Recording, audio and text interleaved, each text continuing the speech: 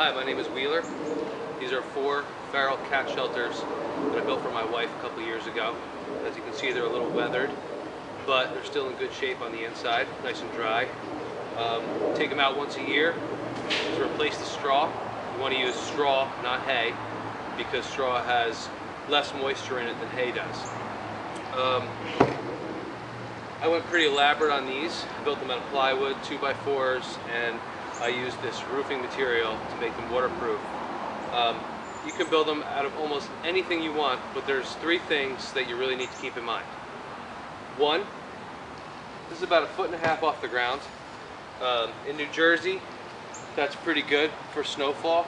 You want to make sure it's high enough where the weather's not going to be getting in, whether it be rainfall or snow accumulation. Second thing you want to keep in mind is a cat likes to have 2 entrances. One is an escape exit. This is the front of a cat box. It's got a nice little ledge for the cat to groom himself on, and then he can go in. This is the back of the cat box. It's got no ledge, so it's only an emergency exit. It's very hard for another animal to jump through this little hole, especially with the canvas here. So usually the cat will enter through this way, and you won't even see it leave because it'll be going through the back. We like to keep these cat houses concealed in our thick bushes here. I've taken them out for the maintenance. But if they're in there, they're nice and safe. The neighbors can't really see them, and it also gives them a nice little walkway so they don't have to go in the open yard if they don't want to. They can get to their house by creeping through the bushes. The other thing you want to keep in mind is accessibility to your cat house. If you have an injured cat, or if you just want to do general yearly maintenance by replacing the straw, you want to be able to get into your cat house very easily. So what I did is I used a hinge top. Just open it up like this.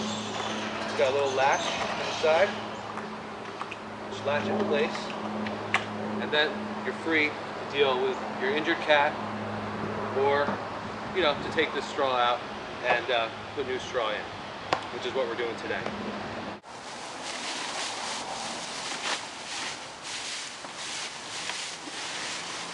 When you're putting straw in there, what you want to do is you put it to the sides. You want to leave your entrances and your exit open, but give them enough straw to arrange their bedding however they want to. When you take this straw out, you'll see that the cats have made little nests, usually 2 nests, 1 for each cat, because they tend to buddy up, especially when it's cold in the wintertime.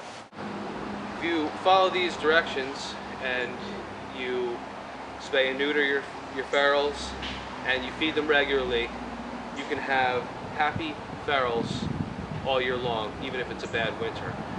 One thing you also want to consider if you're feeding the cats is to have an electric water bowl they sell. You can plug it in outside your house, and it'll keep it nice and warm so the water doesn't freeze, and they'll have water to drink all year round. So just to recap, you want to have at least 1.5 feet off the ground. You want to have 2 entrances, an exit and an entrance. At the entrance, you want to have a little patio for your cats, and also you want to be able to get in and out of your cat shelters very quickly in case you need to deal with an injured cat. So I hope this is helpful, and if anyone has any questions, feel free to ask, and we'll answer them as we can. Thanks a lot.